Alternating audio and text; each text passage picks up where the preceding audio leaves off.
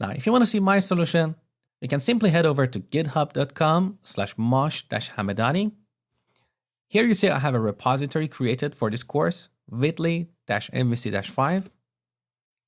Here we can get the latest source code or one of the previous versions of the application. You can see currently I have 8 commits. So let's take a look. So as I'm recording these lectures and modifying this application, I make small changes to the code and commit it to the repository. For example, you can see in the previous lecture, I extracted the navigation bar into a partial view. Let's take a look at this commit.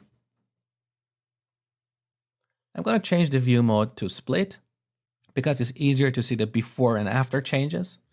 So you can see in layout.cshtml, on the left side, this is what we had, and on the right side, this is what we currently have. So the red lines were removed and the green lines were added. You can see that I removed this div, which was our navigation bar, and replaced it with html.partial method. Let's scroll down.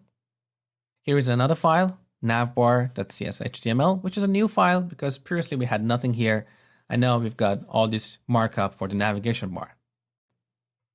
So you can see I've got another commit here, solution, section 2 exercise, display the list of customers and movies. So throughout this course, as you do your exercises, you can always come back here and look at my solution.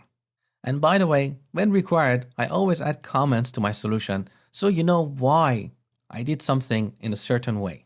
So be sure to read these comments.